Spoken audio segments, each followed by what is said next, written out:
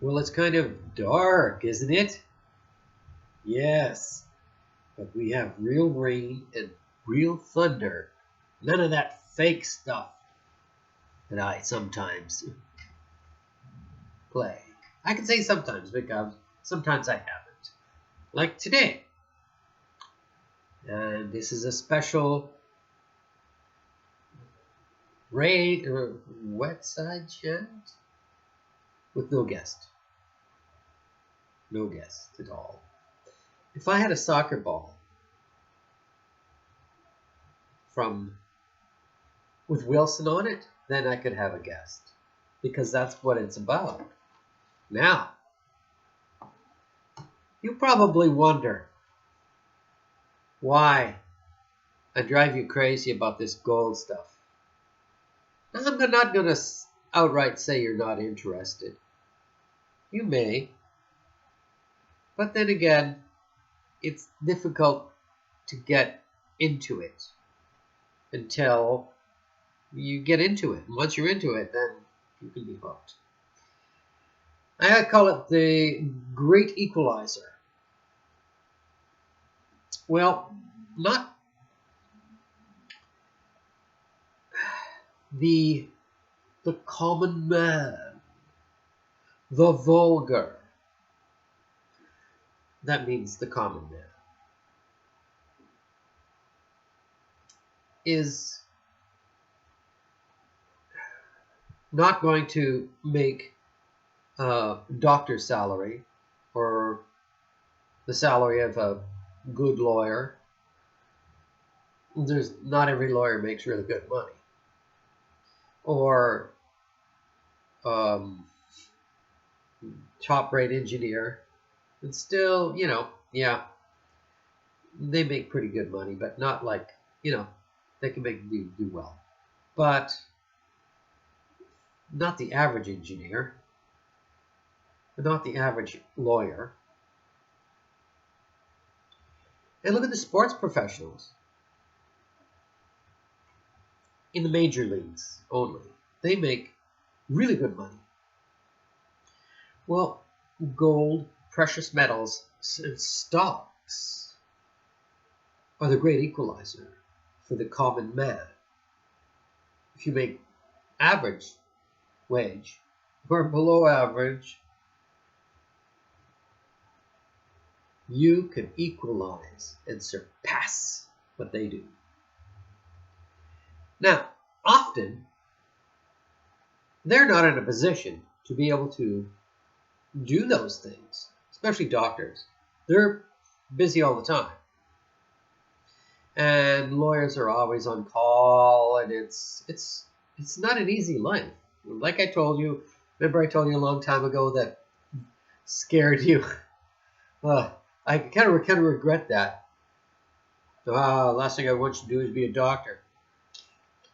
But they have a very busy life. They're always learning.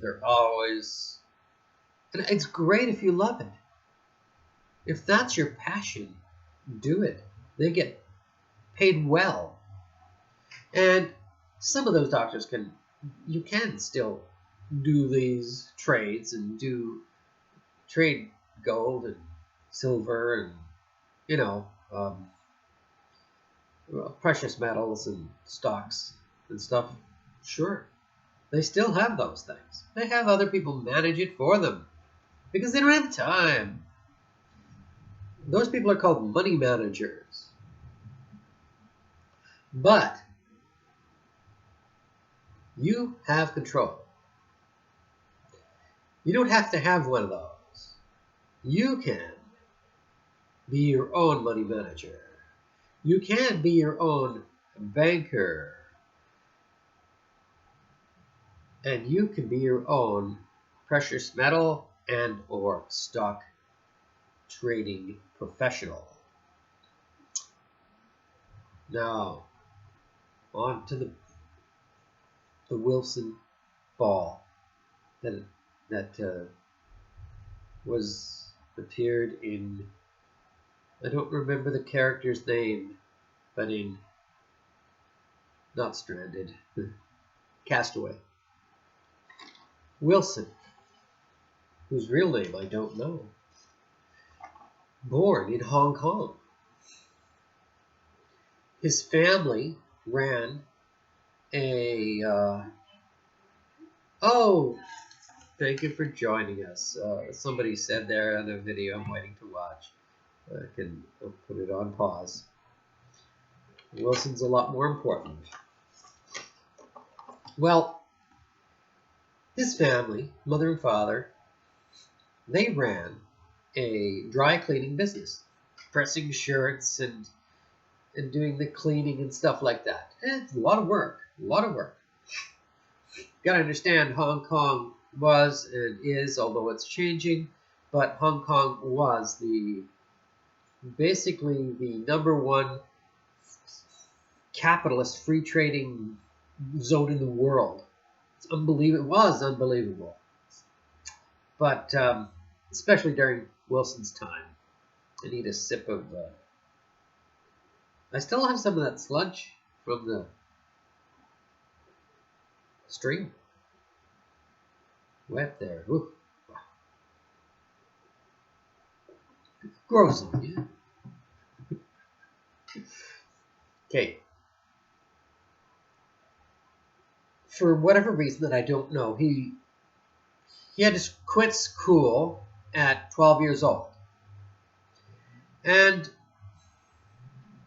continue working in the I think his father had some medical issues, maybe bad back. I don't know.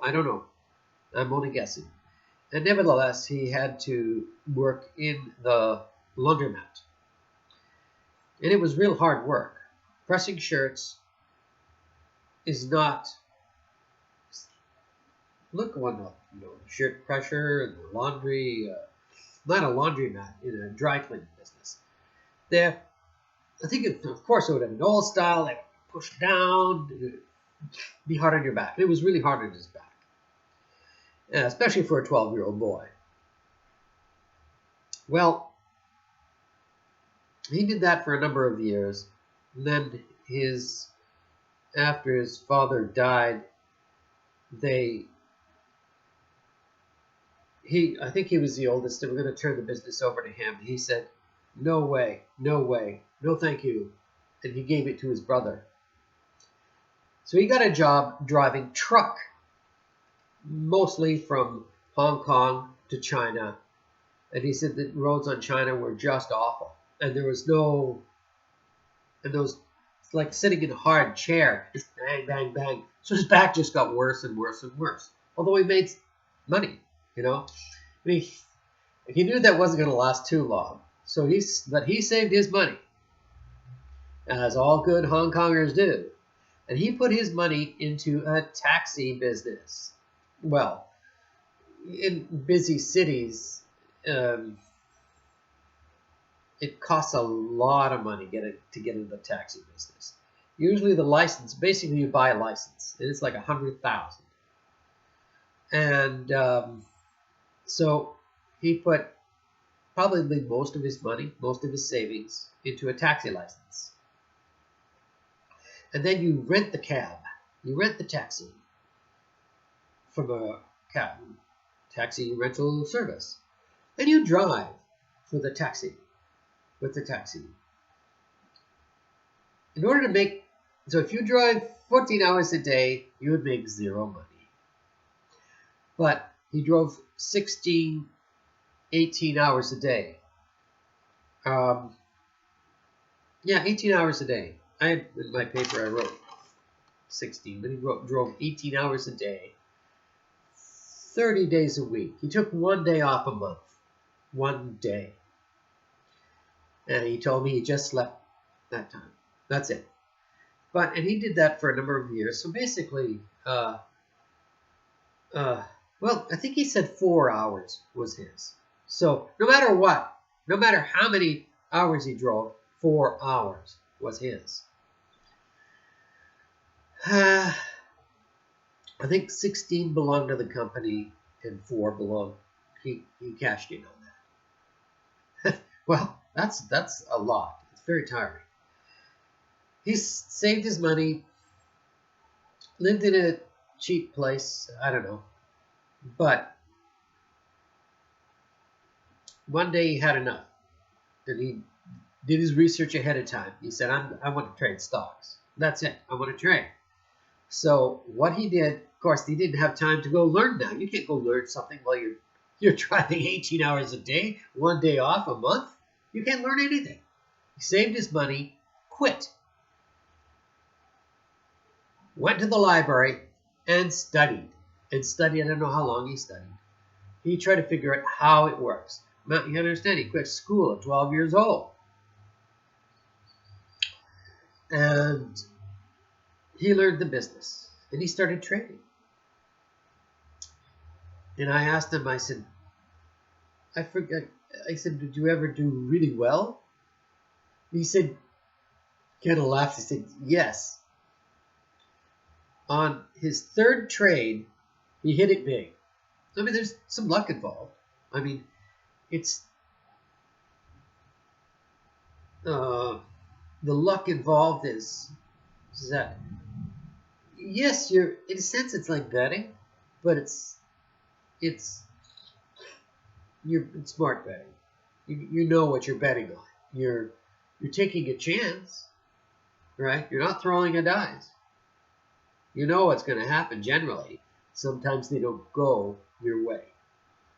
But he hit it really big on the third one. Enough. He cashed in. Moved to Canada. And continued what he did. Initially through paper. The newspaper. Yeah, I don't know. It's crazy. But he did it. He continued trading. But he also, because he was a kind of trader that believed in buying and holding for a while until it reaches a certain point and then selling. So it was more long term, medium term, shall we say. And then,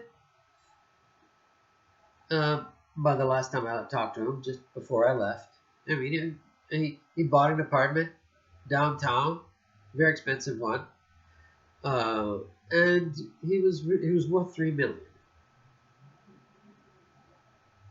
I mean, he worked dishwashing jobs and stuff like that while he was doing it. So,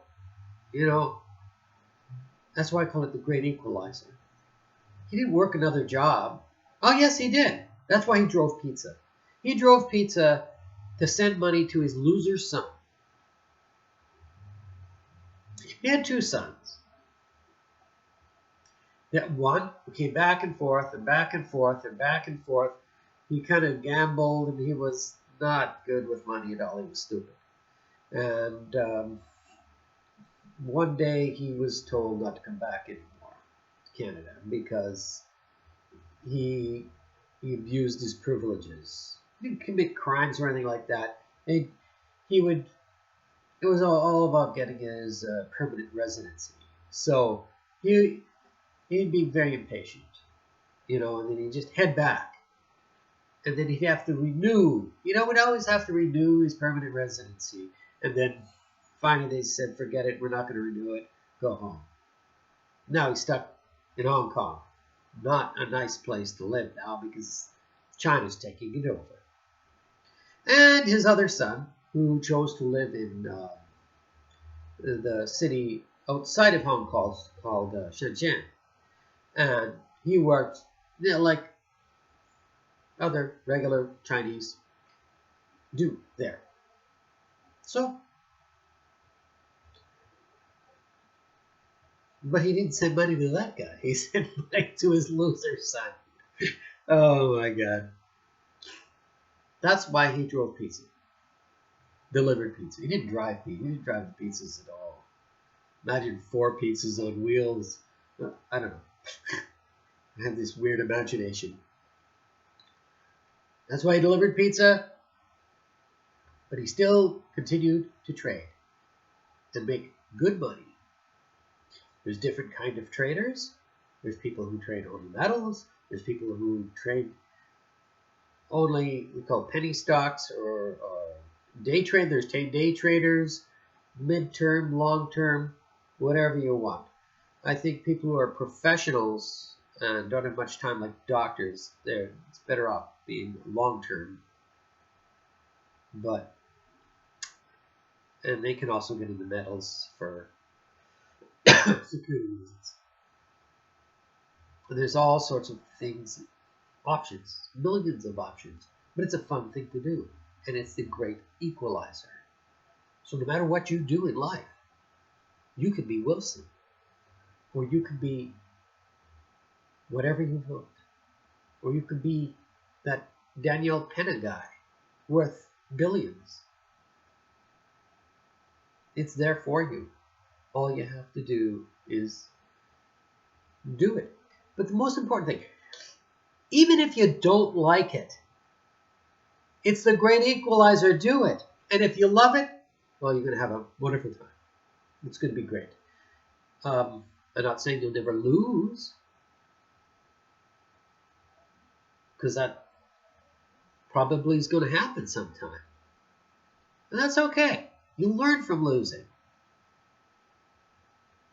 But if you never lose and you keep winning and winning and winning, I'm tired of this winning. I don't want to win anymore.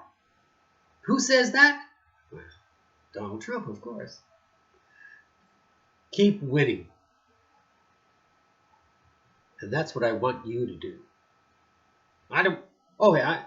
Trust me, I'm not saying I don't want you to have no career. No way. You're pushing forward with a career that you love. I don't care what it is, you know? Yeah, I have to look and say, oh, I want to be one of these careers is going to disappear. No. I don't want you to think of that. I mean, look at these people who went into becoming travel agents. Do they exist anymore? Maybe 1%. So, you got to be smart about what you want. And if you still love the forensics, that's great. It pays not bad. And it'll allow you that time to go in and be part of the great equalizing scheme. I hope you enjoyed this video. I hope you keep watching this video, because I'm titling it The Great Equalizer. And 2 days till Halloween. Toodles.